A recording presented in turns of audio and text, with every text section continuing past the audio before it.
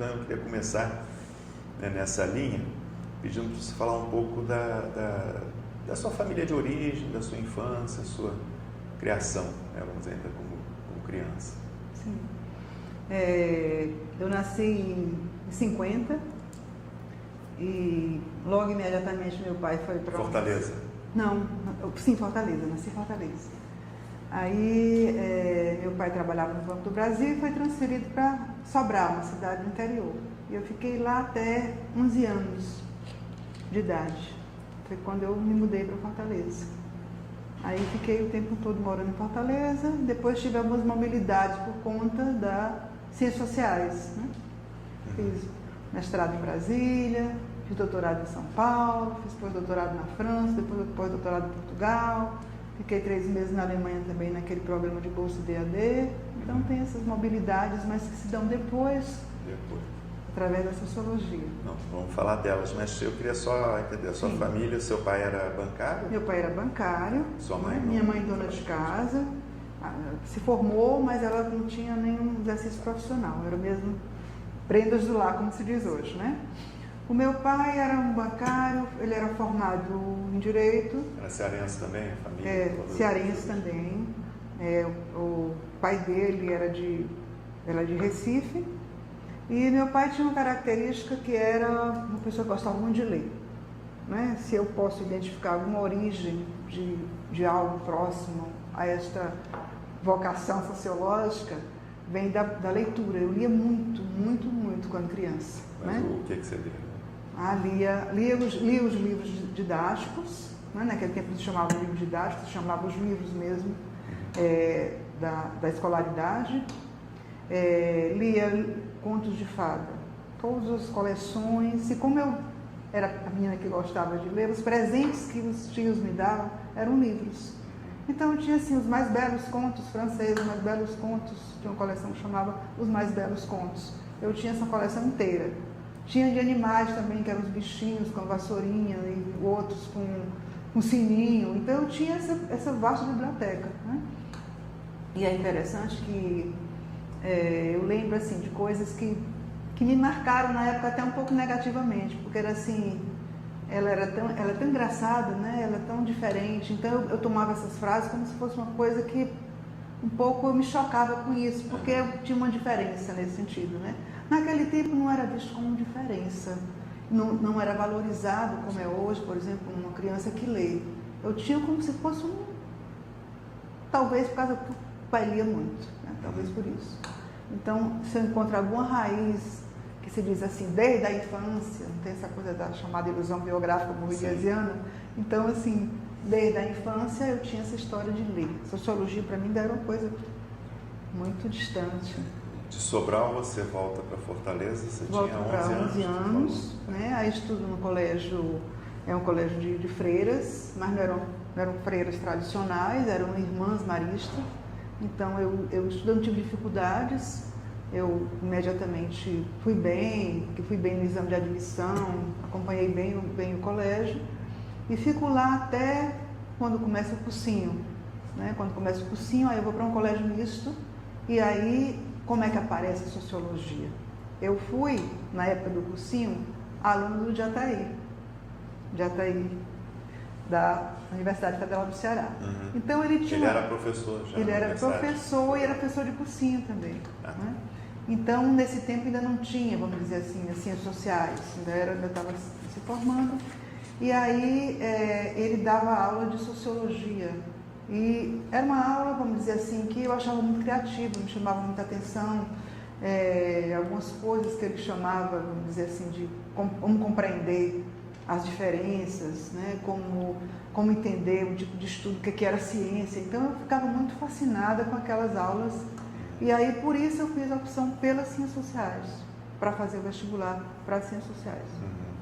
Então foi o cursinho que... Foi o cursinho, né? Eu poderia dizer que o cursinho me abriu, porque ninguém sabia. Eu disse, o que é ciências sociais? Ninguém sabia. Na minha casa ninguém sabia muito o que era isso, era um curso novo aparecendo. Eu entrei em 70. Pois é, você fez então em 69 a seleção, o vestibular? Não, exatamente, 69. Aí entrei em 70 na faculdade. Bom, 69 está no auge da ditadura da repressão. No né? auge da Tinha repressão, alguma... ciências sociais eu acho que já tinha, vamos dizer assim, esse lugar de arejamento crítico. Exatamente, eu achava que as aulas deles eram aulas críticas, né? Então, aquilo ali já foi me despertando para uma visão diferente da vida social, a diferença entre as pessoas, modos de pensar diferente, uma certa ideia de relativo, né? Então, ali foi me abrindo um pouco a cabeça para esse tipo de coisa. Mas, bom, você faz o curso de Ciências Sociais, já chamado, né, o curso? 70 a 73. 70 a 73. Que é a fase também mais repressiva. Como é que eram as aulas, os professores? O que é que se lia? Né, olha, tinha coisas muito interessantes. Tinham alunos que desapareciam, presos. Né? Eu lembro que um dos meus namorados da época era um ex-preso político. E eu participava não como militante, eu não fui uma militante tradicional, mas eu era muito ligada a esses grupos. Então, tipo assim, assisti uma reunião chamada reunião clandestina, assisti algumas reuniões clandestinas, amigos que eram militantes, né? Pessoas que foram embora, desaparecidos na guerrilha do Araguaia. Então, eu tinha um conhecimento sobre os efeitos da ditadura nas pessoas, era muito próximo para mim. Não que eu fosse alguém da linha de frente, mas eu era alguém amiga muito próximo de pessoas que estavam na linha de frente. Não deixava de ser perigoso também, não? Não deixava de ser perigoso. E a tua família, como é que viu a tua opção pelas ciências sociais e o curso? A entrada nas ciências sociais foi uma entrada até certo ponto libertária, né? Mas eu me lembro assim, que a gente ia aos grupos, fazer reuniões, passar final de semana fora, e alguém ia contar para a minha mãe que ia um pai e uma mãe, não ia, mas inventava, né? Então tinha um pouco isso. Eu acho que eles tinham uma certa desinformação dos perigos. Eu acho que os perigos para eles eram mais perigos de uma filha que sai sozinha com um rapaz. Eles não estavam tão antenados com essa ideia. O campo da moral e dos costumes. O campo da moral e dos costumes do que da política, política, exatamente, do que da política. Você tem irmãos? Eu sou a mais velha. Agora, por enquanto, não tenho. Eu sou a única. Meus irmãos morreram. Tá. Não, mas recentemente. Na época... Na época eles eram vivos. Mas eu era... A minha irmã foi um pouco diferente. O irmão foi para a área de engenharia, foi morar em Natal. A minha irmã foi para a área de fisioterapia. Aí eu, quando terminei, fiz a seleção, fui para Brasília, fazer o mestrado em Brasília. Então, em 73 eu já fiz a seleção, fui morar em Brasília. Mas deixa eu te perguntar ainda do curso de Ciências Sociais. Sim. O que você lembra? Como é que se lia? Ciências Sociais, quais eram os autores? Sim. Professores que te marcavam, não? Pronto. Continua o Jataí como professor, tem o professor, Luiz Gonzaga Mendes Chaves, que foi do Museu Nacional, que ele realmente, antropólogo, ele teve muito importante peso na minha formação, né? Ele tinha uma relação, ele dizia que acreditava muito em mim, né? Quando fui fazer a seleção para Brasília, ele disse assim, eu tinha certeza que você passava. Ele tinha essa ideia, né, de leitura com os clássicos. Tem o João Pompeu de Souza Brasil, que também faleceu, era antropólogo. Então, a ideia das ciências sociais era uma ideia bem interdisciplinar. Quando você pergunta, eu não tinha me dado conta dessa ideia, que agora um pouco entrou na moda, mas assim, as ciências sociais elas eram muito interdisciplinares. E os professores, eles eram autodidatas, eles não vinham de áreas, eles eram vinham até do direito, vinham de outras, de letras. Então, eles aprenderam a sociologia nas leituras. Então, a gente absorveu, vamos dizer assim, essa sociologia menos formal, sociologia, antropologia e ciência política, e um pouco como naquela ideia de ler. Nós líamos muito, mas muito. O mercado editorial era mais limitado, eram o que? Eram manuais, compêndios, isso, né? Então, Fernando Henrique tinha né? Fernando Henrique, o empresário industrial, o capitalismo. O que acontecia? Quando as pessoas viajavam, a gente encomendava livros. Então, eu tinha uma coleção de livros do Marx, da Fundicultura. Do Weber também. A gente tinha naquela época também, criou uma coisa assim, né? Você fala assim na ideologia, a gente elegeu o marxismo como um dado fundamental. E havia sim, talvez uma cisão, por exemplo, né? Eu lembro que o André Aguete era crítico, porque a gente só queria ler Marx, a gente criticava quem era positivista, então nós tínhamos... O André Aguete era professor? Já? Era professor de filosofia, não é? E ele já tinha uma visão mais aberta, ele tinha enfim, feito um pós-doutorado em desenvolvimento, ou um doutorado em desenvolvimento, naquela época não tinha pós-doutorado, mas assim, a formação dele era uma formação mais eclética, embora ele fosse filósofo, e a Teresa Guedes era de uma formação mais americana, mais assim, trabalhava com os quantitativos. Aí naquela época tinha maior raiva dos quantitativos, né? Então era Marx, era estrutura social, era classe, era desigualdade. E líamos muito, né? Havia assim, grupos que passavam o final de semana lendo.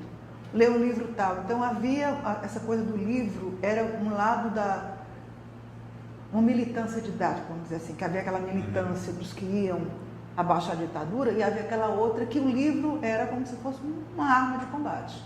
Ler livros era uma forma de dar prestígio, o livro iluminava o discurso, né? Quem se saía bem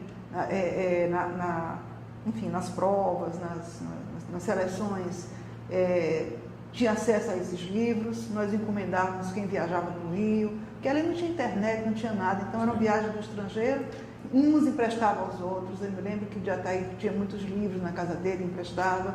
Então havia uma circulação de livros e um autodidatismo muito grande e uma leitura que a gente não vê hoje. A gente lia, o livro era todo fichado e riscado. Legal. E você conheceu o César quando? O César, eu conheci o César antes do mestrado, mas comecei a namorar o César quando ele foi para Brasília. Mas você conheceu, você ainda estava no curso de graduação? Eu conheci no curso de graduação, mas ele era um ano anterior a mim. Ele já foi mais militante, quando você conversar com ele vai perceber isso, já tinha sua agremiação, né? Então... Mas você conheceu no curso, você não conhecia? Eu conheci no curso. Socialmente da família? Não, conheci no curso, né? Mas eu acho que a proximidade não favorecia o namoro. Então foi quando ele foi para Brasília que a gente se encontrou de outra maneira. Mas e Brasília? Por que Brasília? Bom, naquela época tinha uma história de você fazer uma seleção. Os programas como Brasília, eles mandavam professores para fazer, assim, quem quer fazer a seleção de Brasília. Brasília era um lugar de captação de recursos e de alunos. E era um curso que se mostrava com grau de abertura, né? Eu me lembro que eu também ia fazer no IUPERJ, mas eu fiz uma opção... Não, o IUPERJ foi quando eu fui para São Paulo, doutorado, não é isso. Em Brasília foi a primeira linha direta. O IUPERJ acho que é de 69, o Museu de 68, ou vice-versa. 68 e 69 surge o PPGás, né, no museu, e o IUPERJ. Mas aí já estou falando de doutorado. Mas assim, no mestrado mesmo, Brasília era um lugar possível, porque era um lugar que tinha uma conexão muito grande com Fortaleza. Tipo assim, vai ter uma seleção para Brasília, nós fizemos um cursinho para fazer a seleção. Aí tinha influência, por exemplo, de pessoas como Hélio Barros, que foi alguém que foi na CAPES, que trabalhou, enfim, pela construção, pela formação do curso. Então, me lembro assim que nós fizemos um cursinho para aprender estatística, para fazer a seleção lá em Brasília. E eu consegui passar, consegui ficar em segundo lugar, então eu achava aquilo máximo. Porque a seleção era o quê? Era uma prova, era entrevista? Tinha prova de estatística, prova de sociologia, várias provas e mais entrevista. E aí você se mudou para... Aí eu me mudei para Brasília. Sozinha foi morar? Fui morar com amigas, uma que fez a relação com antropologia, a Elizabeth Coelho, que foi professora ainda, acabou de aposentar, da Universidade Federal do Maranhão, e Maria Francisca Salles Pinheiro, que é professora da UNB, hoje é titular. Então, essas pessoas, nós fomos morar, alugamos apartamento, e são as primeiras moças. A gente tem uma história engraçada, 3 moças que foram. Tinha Tânia também, que não seguiu a carreira acadêmica. Tânia Matos Brito, ela seguir uma carreira mais técnica. Então essas moças foram morar, né, e ter a experiência de morar sozinha, ter a experiência de morar longe da família e encontrar aquela UNB muito libertária, muito assim, muito fascinante, porque era realmente uma universidade que acolhia muitos estudantes. E aí lá você tinha cursos regulares e cursos regulares, então eu fiz curso com a professora Bárbara Freitag, com quantas pessoas? Com a Vilma Figueiredo, que terminou ela. Sua orientadora? Não, ela foi minha orientadora, mas ela foi uma orientadora que eu era orientada da Bárbara, passei para ela porque a Bárbara fez uma transferência de orientados que ia morar fora. Aí eu fiquei com a Vilma no final. Tá. E a tua dissertação, né? Autonomia da classe operária, nossa greve de 53 em São Paulo. Como é que chegou no tema? Foi você que quis? Alguém sugeriu? Esse tema eu estava realmente procurando um tema que tivesse essa característica de movimentos sociais que aparece depois na minha trajetória, um interesse por alguma coisa que fosse de crítica social, né? Eu acho que isso aí ficou forte. E aí eu fiz uma viagem para São Paulo, lá tive contato com o Verfort e ele estava trabalhando sobre isso, encontrei o trabalho dele sobre a greve e me interessou muito, né, explorar a ideia da classe trabalhadora, o que era autonomia, como é que essa autonomia se constitui numa greve, qual é o discurso, qual é a mobilidade. Então, me encantei com este tema, vamos dizer assim, da organização, no contrafluxo das relações de poder, que eu acho que talvez seja algo que me acompanhou por diferentes ângulos. E lá que você começou a namorar ou casou com o César, como é que foi? Foi. Aí, logo que cheguei em Brasília, aí a gente antes era amigo, ficou amigo, né? E aí ele tem uma história muito engraçada que eu fui entregar para ele uma carta da ex-namorada, e nessa entrega da carta a gente tem sempre essa coisa meio folclórica, né? Mas assim, Brasília foi interessante, eu acho que não vejo por acaso ter iniciado o namoro lá, porque é quando se deu a ideia do distanciamento. Assim, ele era de outra turma, né? Tinha outras namoradas mais velhas e de repente ficamos amigos, mas porque ficamos amigos, éramos amigos, mas ao morar em outra cidade se criou alguma alteridade, vamos dizer assim, algum distanciamento que permitiu um olhar que se materializou nesse namoro. E aí vocês casaram lá em Brasília? A gente casou em Fortaleza. Foi assim, Mas durante o mestrado? Não, a gente praticamente morou junto, mas quando chegou em Fortaleza, a família do César é mais tradicional, aí eles vão casar, porque a mamãe vai ficar muito chateada, a gente morando junto, vamos formalizar isso. Aí a gente casou. Que ano que vocês casaram? Foi, agora, deixa eu ver, 76, 1976. Mas vocês ficaram morando em Brasília em 74, né, que começou o mestrado? Foi 74, aí a gente morou junto e aí depois casou em 76. Tá, mas aí já tinham voltado? 75 ou 76, agora eu não vou... Talvez ele lembre. Mas quantos anos ficaram em Brasília? O tempo inteiro do mestrado? Ah, sim, o mestrado. Eu terminando todos os créditos, né, eu voltei, eu estava grávida quando eu voltei, estava com um mês de gravidez, um mês ou 2 meses. Aí nós terminamos os créditos. Não, eu já tinha casado. Ah, tá. Eu casei com 2 meses. Não tem problema nenhum. Eu casei com 2 meses e fiquei grávida. Foi assim, muito rápido. E aí eu tinha terminado os créditos, e aí terminou a bolsa também, tinha que voltar, né? Entendi. E aí depois voltou só para defender? Só para defender. E aí voltaram para o Ceará, mas eu vim em 78, vocês dois começaram a dar aula na Universidade Federal da Paraíba. Perfeito, Paraíba, exatamente. Foi de Fortaleza surgiu essa possibilidade? Em Fortaleza a gente estava querendo muito um trabalho, não tínhamos trabalho. O César tinha um trabalho, depois ele tinha um trabalho na Embrapa, eu não tinha nenhum trabalho.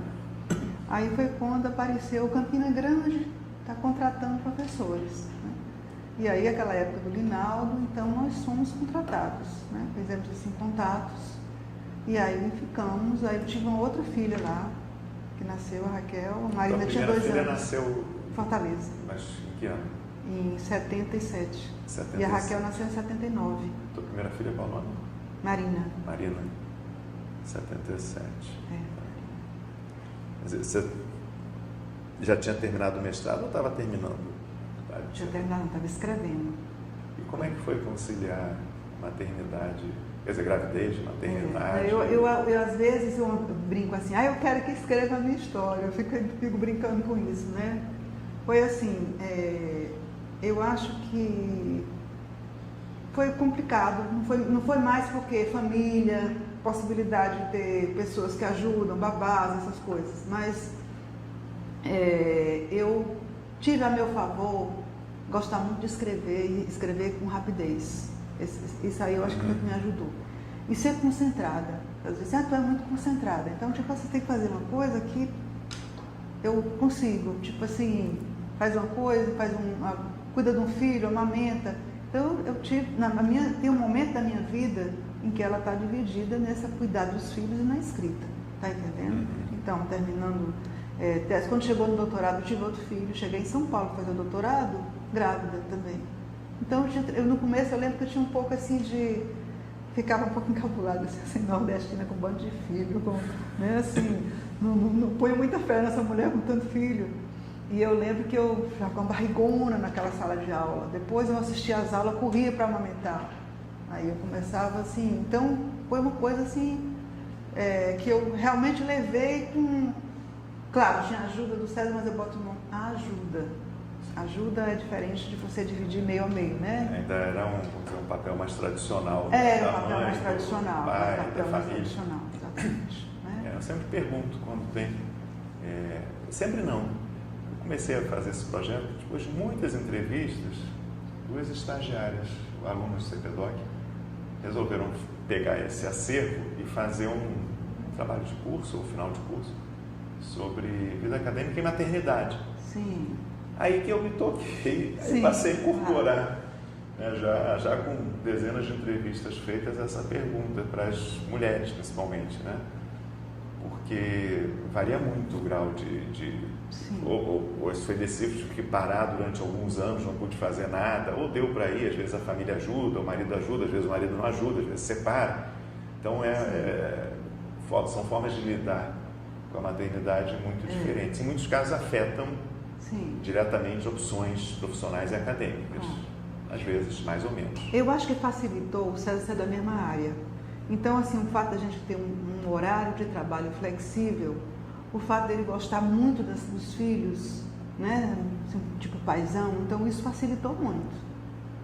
Porque é como se fosse assim, não era uma coisa que, aquela coisa do marido sai, passa o dia fora de casa, chega não sei que hora, não tinha isso. Então, assim, a convivência doméstica, por mais que fosse, vamos dizer assim, não meio a meio, mas ele era muito presente. Então, acho que essa divisão ela é importante. Isso compensava estar afastado da família, porque às vezes quando está na mesma cidade da família, tem a mãe, tem as tias, tem avós, tem pessoas que cuidam. Quando eu fui para São Paulo, eu levei comigo um babá.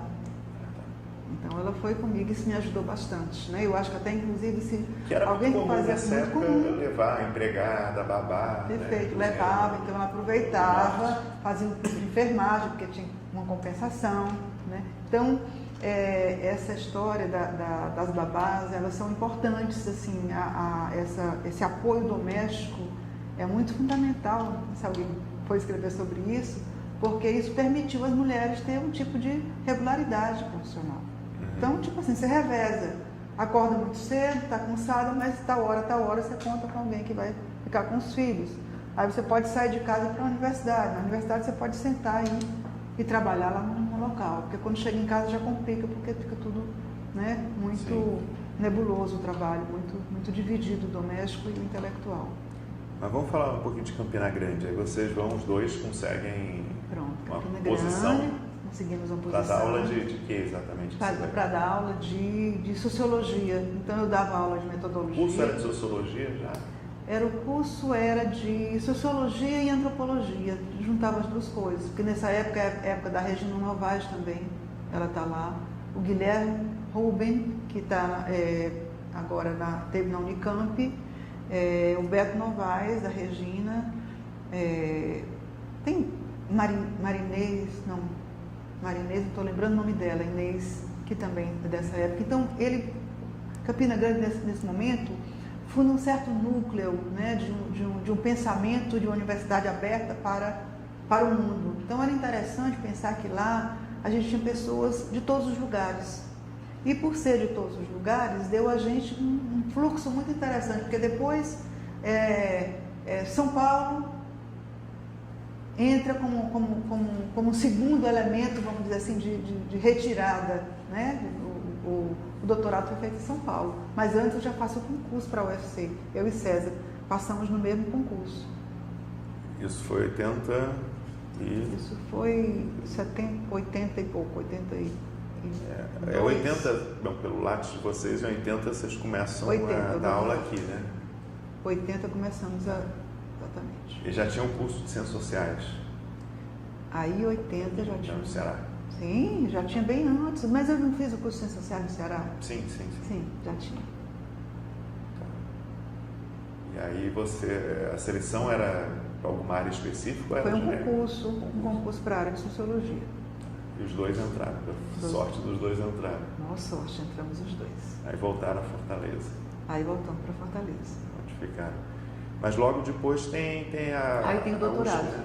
Aí tem a USP. Aí quando entra a possibilidade de escolher para o doutorado, aí escolhemos a USP. Na USP eu não consegui entrar logo, porque na seleção eu não fiquei na seleção. O César ficou, eu não fiquei. E eu tinha um problema. A seleção da USP não era muito individualizada, não era o professor que escolhia? Pronto. Não era esses concursos? Não, era muito individualizado. O que acontece? Eu tenho toda a experiência em Campina Grande na área rural. Eu tenho experiência na área rural. Eu e César, nós dois trabalhando, porque ali tinha estudos sobre sindicatos, estudos sobre experiências de produção agrícola, de várias coisas. Nós dois estávamos. Mas aí, quando chegou no final, aí era assim, nós vamos trabalhar com o quê? Eu falei assim, a minha área é rural. Eu disse assim, então eu vou para a área urbana. E eu não tinha muita experiência de leitura na área urbana. Então, quando eu fui para a USP, né, eu tinha muito pouca leitura de movimentos sociais, que foi o tema com o qual eu entrei. E aí eu não tinha muita bibliografia, né? Eu fiz um projeto que ficou com alguma deficiência, terminei não entrando, né? Terminei não sendo classificada. E César entrou, ele foi direto para alguém que trabalhava com o tema dele, né? Aí eu acho que isso aí dá um pouco, talvez assim, que nesse momento eu senti um pouco o peso do gênero, né? Por que eu sinto um pouco o peso do gênero? Porque não é por acaso que eu tinha pouca articulação, eu não tinha muita articulação, né? Eu não sabia muito bem a quem me dirigir, quem procurar. Eu tinha um tema que eu gostava e uma coisa meio diletante, eu não tinha muito contato, né? Eu não sabia muito para onde me dirigir. E eu sei que depois disso eu tenho um outro sentimento de que eu precisava... Mas o peso do gênero entra o quê? O homem teria mais contatos, mais liberdade de mais sociabilidade acadêmica, tá entendendo? Mais assim, mais estratégia para dizer eu vou ficar com tal professor. E eu tinha um pouco, que é uma característica que eu penso em mim em um certo período, que é uma certa ideia de voluntarismo, como se fosse assim, eu quero, vamos ver que eu estudei bastante, que eu estou interessada, eu tinha uma ideia, vamos dizer assim, um pouco estratégica, né, da academia como lugar em que você precisa saber quem conversar, o que ler, como se posicionar dentro de um campo que tem as suas regras, né? Então eu acho que o César tinha muito contato com a casa. As principais posições acadêmicas eram homens ainda, a maioria, não? Sim. Hoje já mudou, mas... Sim, com certeza. Então eu vejo isso aí. Tá, então eu era uma pessoa que alguém dissesse assim, ela é muito estudiosa, eu achava que isso era o suficiente, como se fosse assim um lado até meio infantil que eu tinha de ser aquela pessoa que gostava de ler, e todo mundo ia ver que eu iria fazer, né? Tanto é que é muito interessante, depois dessa não entrada, quando eu entro de fato na USP, porque eu entro com essa consciência de que tenho que ler, que tenho que, né, logo imediatamente eu vou fazer um curso com o Lúcio Kovarik, com o Eder Sada, então muito rapidamente eu tenho um trabalho publicado, né? Então, assim, aí é como se dissesse assim, vamos lá, vamos trabalhar, aí eu me sinto mais, como é que se diz, entendendo como funcionam as coisas, né? Agora, por que a opção pela USP e não, por exemplo, no Rio? Já tinha o UPERJ, o museu? Pois é, tinha o UPERJ, eu até tinha conseguido uma carta, convite, uma coisa assim. Mas assim, a USP ela tinha muito prestígio naquele momento, né? Tinha prestígio, e para o que eu estava querendo estudar, né, eu achava que a USP... Mas você se via mais como socióloga, sociologia? Eu me via como... E o UPERJ também tinha, mas ciência política era o grande... Era muito ciência política, era um dado mais mais quantitativo, vamos dizer, mais antropologia. Para mim, a USP tinha uma maior abertura para a minha experiência do que eu tinha lido. Tá. Mas você já conhecia professores de lá? Não? Você foi... Conhecia conhecia de nome os trabalhos, vamos dizer assim, do Lúcio Kovarik, que foi uma pessoa que com quem eu tive um bom contato, fiz muitas leituras, Maria Célia Paoli, depois, que trabalha na área de movimentos sociais, que foi a minha opção de estudo. Verfort estava lá? Verfort estava lá, Verfort, tive com Verfort, foi uma pessoa com quem eu conversei, né? Já havia conversado antes para a história do mestrado. Então, para mim, a USP era assim o centro, né? E foi muito fundamental para a minha carreira a passagem pela USP. É como se fosse assim, é um pequeno microcosmo da sociologia brasileira, eu assim via.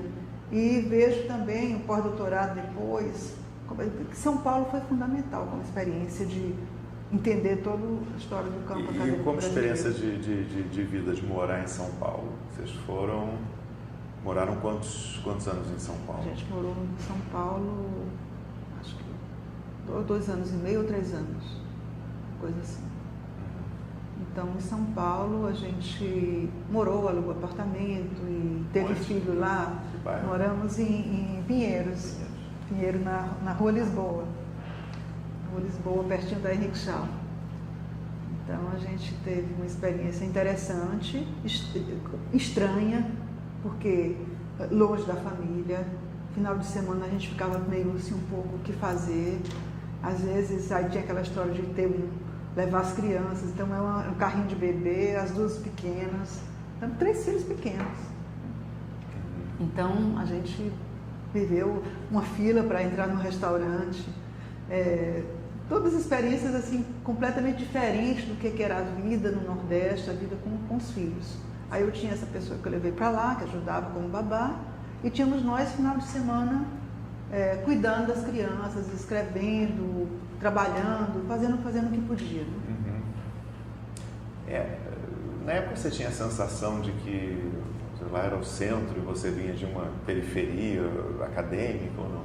E Rio e São Paulo era um grande centro, né? Sim. Quer dizer, hoje está muito mais espalhado. Pronto. Não tem mais... Inicialmente sim, porque eu digo assim que a gente, eu estou falando até no plural, né? Não sei se o César confirma isso, mas a ideia de fazer da experiência algo muito positivo intelectualmente. Né? Então, eu acompanhei todos os seminários de Souza Martins, a gente estava lá. Não faltava uma aula. Participava de um movimento que criou-se naquele momento, um movimento de estudantes da pós-graduação, a gente estava junto. Todas as conferências junto. Fiquei muito amiga de Maria Célia Paoli e a Vera Teles. Então, participei do grupo, aquele grupo ali era o SEBRAB, eu acho. Né? Inicialmente, não sei se era o SEBRAB. O SEDEC também. SEDEC, pronto. Aquele grupo do SEDEC. Né? Então, naquele momento havia a pesquisa de movimentos sociais, eu estava junto, estava escrevendo. Eu lembro que eu escrevi junto com Paula um artigo que era sobre o movimento dos desempregados, SACS, que foi publicado na revista da SBPC. Então, eu achava aquilo. Aí a gente trabalhou, escreveu. Então, teve assim um empenho muito forte, está entendendo? Realmente de aproveitar a experiência como um lado fundamental de enriquecimento acadêmico. Assim, a gente, às vezes, quando fala para frente, né, tá sempre... Aliás, a memória ela é sempre uma recomposição a partir do hoje. Mas naquele momento, quer dizer, se eu olho para trás, eu vejo assim, muito investimento. E dizer assim, estamos aqui, não vamos ficar aqui de qualquer maneira. Então, aqui, a gente ficou participando de todas... Eu me lembro assim, que me encantava São Paulo. Acontecia uma coisa num dia, no outro dia tinha intelectuais reunidos discutindo. Teve a história do quebra-quebra, estava lá no outro dia, intelectuais conversando sobre isso. Então, assim, para mim, aquilo ali era uma sociologia, vamos dizer assim, ao vivo. Me encantava muito as reuniões, as pessoas, um modo de fazer com que a conjuntura não fosse algo puramente notícia, mas que ela fizesse ressonância no pensamento sociológico. Então, me encantou em São Paulo essa ideia de uma sociologia muito viva. Movimentos sociais, né, como tema, no final dos anos 70 e anos 80. Eu fui assistir os comícios, os comícios do Lula. Eu ia falar, uma coisa da militância, né, de movimentos sociais e da política, né? Estava surgindo o PT, discussão se criava um partido à parte, ou era frente, né, o MDB com os partidos comunistas. Então acompanhamos tudo aquilo, com muito entusiasmo. Mas você tinha já alguma participação mais política nessa época ou não? Não, eu acho que nessa época eu posso dizer que eu era uma pessoa muito intelectual. Né? Política, sim, no sentido de que a minha opção sempre foi uma opção crítica, uma opção à esquerda. Então, assim, o grupo com quem eu convivia, SEDEC, todo mundo, era um grupo de uma visão crítica. Depois tem aqueles livros que a gente lia, do Tony Negri, o livro do Igado Edessada, que tinha toda uma reflexão sobre o autonomismo, uma crítica às instituições, Foucault. Então, assim... Havia uma leitura crítica do mundo social, mas dizer assim, eu era militante, era do partido tal, do jovem, isso aí não. Eu era uma espectadora, vamos dizer assim, entusiasmada dos movimentos e estudiosa dos movimentos. Agora a tua tese, né, o título, Refazendo a Política, as Múltiplas Faces dos Movimentos Sociais. Quer dizer, junta o movimento social com a política, né, o refazer da política. Sim. Você chegou nesse tema... conta própria, alguém sugeriu? Não, aí vem a história dos movimentos sociais, né? E no momento havia muitas pessoas estudando movimentos sociais. Havia a Vera Teles, havia a Maria Célia Paoli, e estudando sobre diferentes perspectivas. E eu havia estudado já a história dos quebra-quebras, os movimentos ditos pelo Edessade, que publicou aquele livro Quando Novos Personagens Entram em Cena. Então a gente estava muito naquele caldo, vamos dizer assim, crítico, de pensar uma sociedade se refazendo através de movimentos. Eu acredito que, teoricamente, isso me influenciou assim. Chegando em Fortaleza, aí me encantou a ideia de que eu poderia fazer esse tipo de olhar na minha própria cidade. E também, como toda a cidade do Brasil, também lá emergindo movimentos sociais, né? Tanto é que é interessante que quando na minha banca, a Ruth Cardoso fez parte da minha banca de doutorado, ela é uma das elogios dela, que foi um elogio, mas é um pouco assim, dizendo que era interessante que uma nordestina pudesse fazer um bom trabalho. Foi um elogio, mas ao mesmo tempo, hoje seria visto como discriminação. Na época não foi. Ela não pôs como discriminação, ela pôs como um elogio que o meu trabalho, embora feito numa região periférica, ele tinha com qualidade, dialogava com outros de outros locais.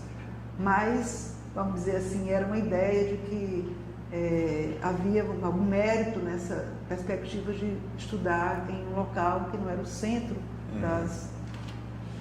da curiosidade intelectual. E você foi orientada a Henrique Ratner? Henrique Ratner. Naquela época era assim, as pessoas tinham vaga e o Luz Kovarik não tinha vaga. Mas ele praticamente... a orientação foi com ele, né? Com Kovarik. Aí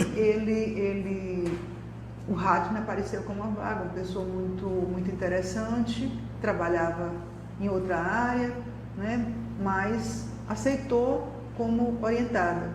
E eu mandava os trabalhos, ele respondia, está tudo bem. Não era alguém com quem eu tinha um diálogo, eu tinha com o Lúcio que lia, dizia, vá por aqui, trabalho por aqui urbano, faça isso, os conceitos tais, mas uma pessoa que acolheu e leu o trabalho e estava disposto, que aceitava, porque tinha a história das vagas, né? Sim. Não sei se você lembra. Mas você defendeu, vocês já tinham voltado para Fortaleza, né? Sim. Que ano que vocês voltam para Fortaleza? O Bruno nasceu em 82, eu devo ter voltado para, acho que 83, eu acho que talvez 83. Não sei se você tem aí nas biografias. Não, o eu doutorado... voltei e não tinha determinado o doutorado. 82, né? Hã? Seu doutorado... Não, então o doutorado você foi... começa em 82, o César 81, um ano antes, né? Não. Não? Nós terminamos o doutorado... Sim, ele começa um ano antes, mas terminamos no mesmo ano. 87, se não me engano. 87. Tá. E a volta para a Terra, Natal, como foi? A volta foi uma volta... Bom, a gente tinha tido todos já os filhos? Já tinha 3 filhos, né? Volto com um filho pequeno, o Bruno pequeno, volto para a sala de aula, né? E aí foi uma coisa de organizar a vida, né? É claro que voltando para o Nordeste, meus pais vivos, muito apoio do pai e da mãe, né? Aquele apoio também de ficar com os filhos no final de semana. E a gente viajava muito também, tipo assim, congressos. Andamos em muitos congressos, andamos em muitos eventos. Né? Que é Unbox, isso tudo. O César mais que eu, viajava mais que eu. Mas naquela época também, sem internet e tal, ir aos congressos era uma enorme fundamental, diferença, né? Com certeza. Livros, pessoas. Então, a gente tinha coisa... Me lembro, assim, que eu fiquei no GT de Movimentos Sociais muito tempo. Unbox. Né? Entendi. O César tinha uma participação política mais explícita ou não? O César tinha uma participação em política acadêmica inicialmente. A participação política mais engajada foi, eu acho que antes da universidade. Depois a participação dele foi mais política acadêmica, né? Tipo assim, comitês, coordenação de projetos de universidade. E nessa época, falando que meados dos anos 80, né, que vocês voltam, como é que era Ciências Sociais no Ceará, em Fortaleza? Bom, a gente voltou com um certo ar de novidade, né?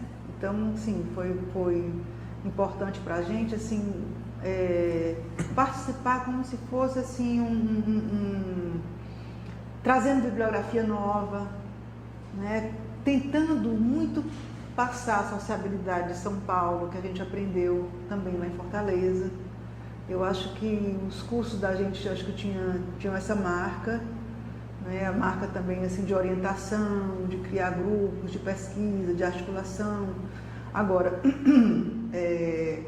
acho que a gente tem um papel muito forte, uma certa fase da história da criação da pós-graduação em Fortaleza, que é quando a pós-graduação cria-se em Fortaleza. Então a gente tem um papel muito chave na pós-graduação, não tanto na criação. Mas aí é mais tarde já. É mais tarde, exatamente, é mais tarde. Tá, não, mas eu queria te perguntar antes disso, né?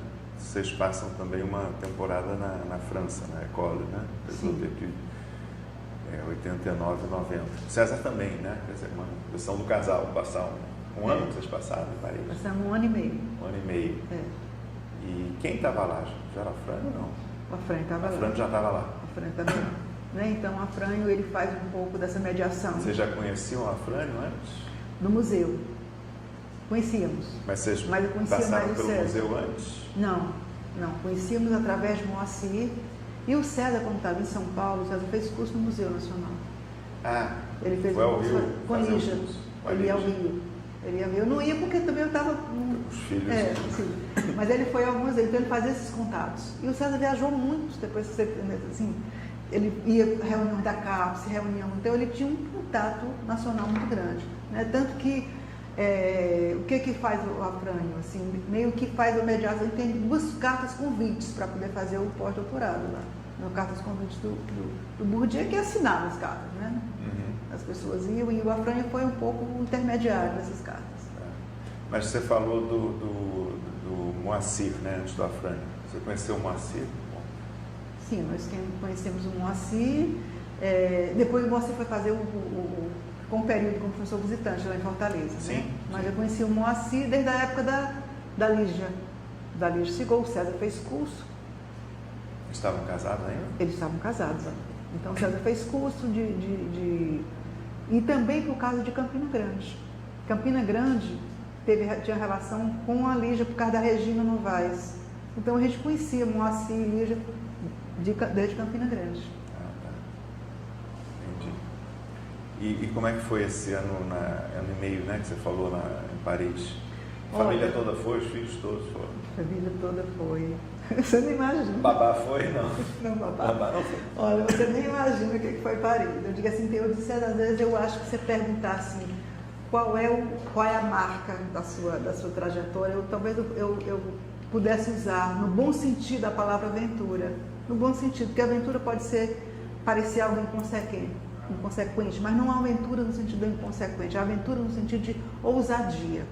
Não é? Ousadia chegar no país falando pouquíssimo francês. O meu francês foi assim, eu fiz o francês no ginásio.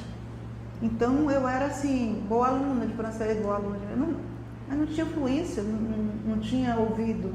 E aí um mês antes de viajar tudo certo, nós contratamos uma pessoa para poder, eu dizia, eu quero minimamente saber alguma coisa. Né? E aí aprendemos aquele pouquinho de francês. Agora aquele pouquinho de francês, chegando na França, com 3 crianças, né? Para matricular na escola, eu me lembro que tive que contratar uma professora que dava aula para eles na UDV. Depois eu tive uma rapidez de aprender o francês, assim, aprendi, assim. De repente, eu me vi falando francês. E nem cheguei muito a fazer curso, frequentei um pouquinho a aula, mas era muito assim, achava muito sem graça a aula. E aí eu digo, não, eu vou aprender por conta própria. Eu já leio, então eu vou aprender a falar. E aprendi. Mas assim, isso tem uma dosagem do que eu usava até a palavra assim, um certo sofrer na terra do outro, que você não domina a língua, não domina os códigos, né? E eu imaginava assim, olha, eu já com pós-doutorado, a gente já tinha... Então eu imaginava que eu seria recebida assim como alguém do grupo do Bourdieu. Então assim, não era assim. Tá entendendo? Então, assim, Bourdieu encontrou uma vez a vida naquele seminário, aquela coisa mais impessoal, né? Então, a gente... Tinha uma estrutura muito hierárquica também. Muito hierárquica. Nessa época ele já estava, vamos dizer assim, longe de todos, porque ele já era alguém na carreira para situações internacionais. Ele já não ia encontrar para conversar, isso já não existia. Agora, a gente teve excelentes contatos com a Monique de Saint-Martin, que foi uma pessoa que agora mesmo, recentemente, no mês passado, a gente esteve com ela foi mostrar as novas instalações da Ecole, então ela nos chamou para a casa dela, teve no museu, então ela nos convidou para a casa dela, ficamos lá, então ela, Monique Panson, Michel Panson, que eram 2 com quem a gente também tinha contatos, assim, pessoais bem interessantes, e outros também, né? Ali a gente fez vários seminários, seguimos vários cursos, e eu acho que tivemos assim uma dedicação, levamos textos traduzidos para o francês, então tínhamos rendezvous onde você mostrava os textos, né? Tinha também, nós tínhamos um acordo, a Universidade Federal do Ceará tinha um acordo de Jataí, um acordo com o CAPES Confecline. Então nesse acordo algumas pessoas foram para lá, que foi o Laplantine de Lyon, François Laplantine, e a Marion Aubrey, que era do Centro Brasil Contemporâneo. Então, com o acordo, a gente tinha um contato também com essas pessoas.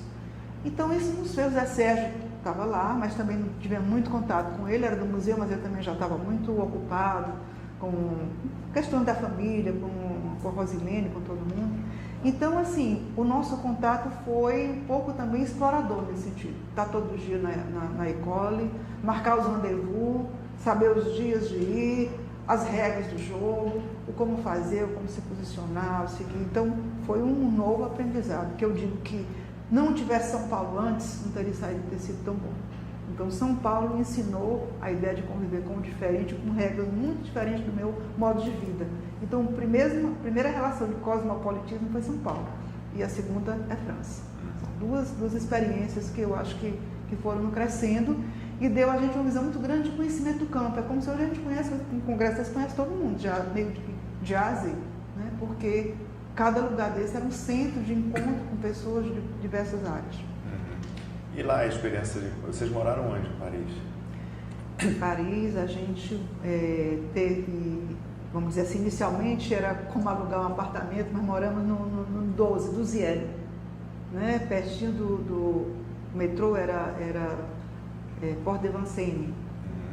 Então, lá nesse 12 era um apartamento relativamente grande, né? Muito perto da escola, as crianças iam na escola. Eles rapidamente falaram, né? Criança se adapta fácil. E eu acho que tiraram bom proveito. A filha mais velha foi um pouco problemática, porque como ela era numa idade mais velha, a gente colocou inicialmente... Quantos anos ela tinha, acho que 11 anos. 11 anos. Então, ela não gostava daquela aula, tipo assim, ensinando os objetos da cozinha, ensinando para não francofone. Então, a gente encontrou uma maneira dela entrar numa escola que era demi-privé. Aí foi como ela se deu bem, porque a escola também estava em greve na época, então estava meio confuso. Né? Mas aí, quando isso se aconteceu, deu realmente um bom... Aí a gente viajou bastante, né? Tínhamos também brasileiros que foram para lá, como a professora Marilde Menezes, que hoje é do IPOL, lá na UNB. Nessa época ela estava fazendo também o curso dela de doutorado, e a gente teve essa imensa convivência. Marilza Fouché também, que ainda hoje a gente é muito amiga. Minha filha morou depois de 7 anos na França, com cidadania francesa. Então, é uma estadia que rendeu muitos frutos. Ela voltou agora, levamos 2 filhos, nossos netos, para morar 1 ano e meio. Eles voltaram agora falando francês, chegaram domingo. Né? Então, tudo isso é como se fosse assim, uma escala de coisas que ela certamente, se não tivesse morado na França, não iria fazer o doutorado lá. Entendi. E, bom, na volta você já antecipou, né, que vai ser importante a criação da pós-graduação. Sim.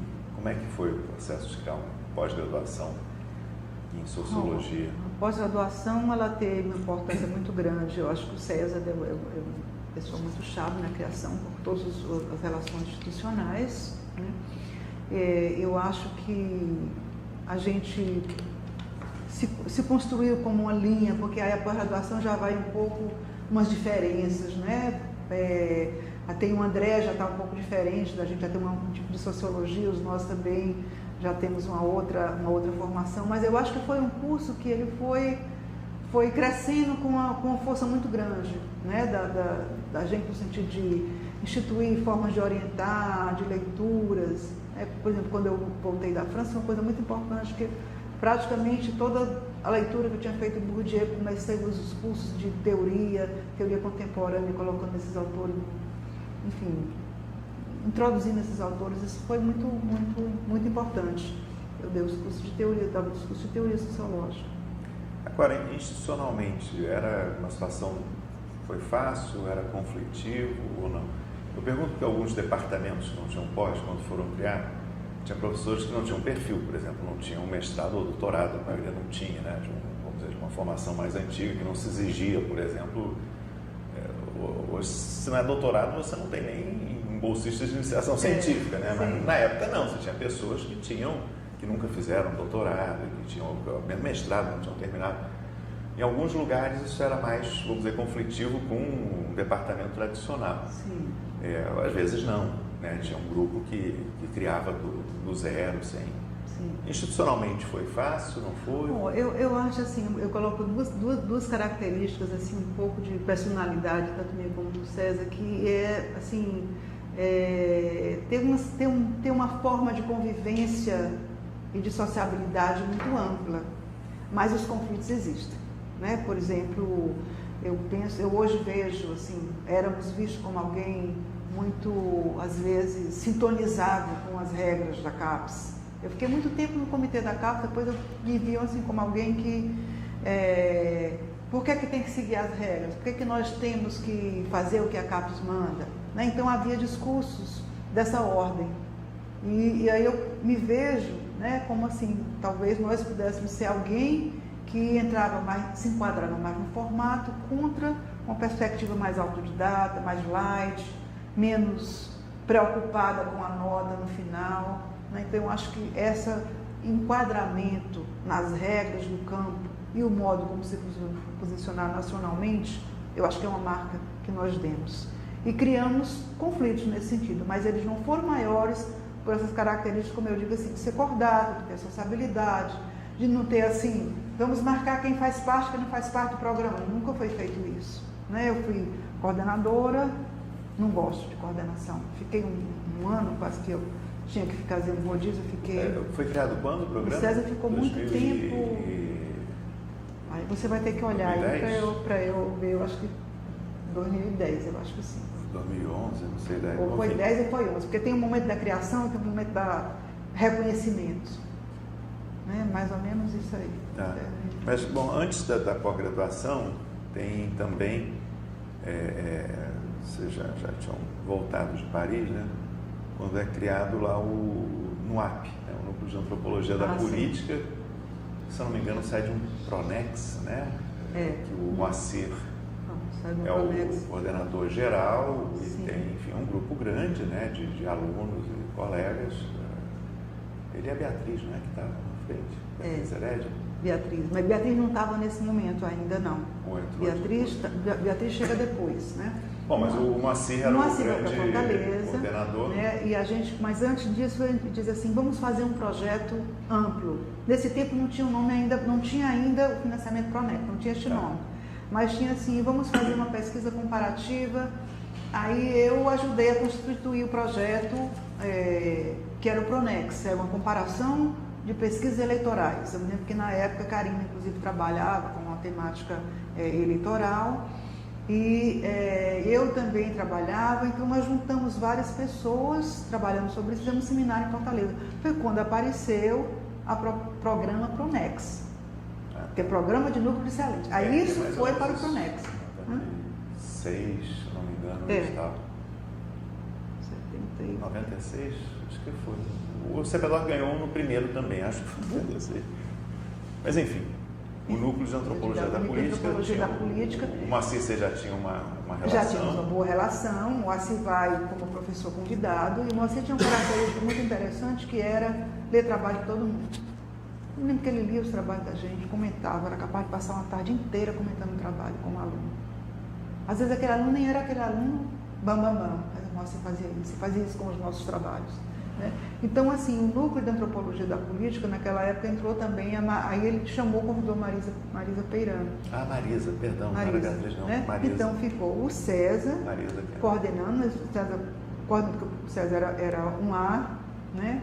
Então tinha que ter um A, eu era um B, então ficou o César, o Moacir e a Marisa Peirano, os três coordenando esse Núcleo de Antropologia da Política. E isso, para mim, foi um outro momento muito interessante, porque eu acho que tinha seminários teve em Fortaleza. Teve seminário em Fortaleza, teve seminário no Rio, né? Teve seminário em Brasília. Eu era casado na época com a Karina. Você era casado com a Karina, né? Na época, né? Eu lembro. 18 anos casado com ela. Acompanhei esse momento. E Tempo da Política, né? Que era Tempo da Política, exatamente. Eu tomei essa categoria Tempo da Política e essa categoria ela instituiu, tanto que quando eu faço o meu livro, que foi para professor concurso titular, eu trabalho um pouco com essa categoria. Chuva de Papéis? Chuva de Papéis. Né? Uma coisa que, assim, de fora, né? Quer dizer, eu nunca participei de um evento do NUAP. Sim. Não sei, assistindo. Mas que me chamava a atenção, primeiro era essa mobilidade e sociabilidade, muitos eventos, seminários, encontros. Né? Sim. E segundo, que eu acho que ficou muito uma marca, foi publicar muitos livros, né? Muitas teses, dissertações, mas também outros tipos de livros. E fez a coleção, né, do coleção, NUAP, que acho que está online hoje, tudo, né? Está online, está tudo online. Então teve um resultado tangível, né? Sim. Dos textos, dos livros foram publicados. Da Karina foi a dissertação de mestrado, que era na Câmara dos Vereadores. Acho que ela já estava fazendo doutorado, me lembro. Mas enfim, tinha muita publicação, livros, né? Coleção do NUAP e muita viagem, circulação, muito encontro. Não sei se essa impressão é verdadeira ou não. Sim, eu acho que o que acontecia é o seguinte, havia encontros que eram encontros típicos do NUAP e havia aproveitar os encontros oficiais para que alguém do NUAP coordenasse o GT.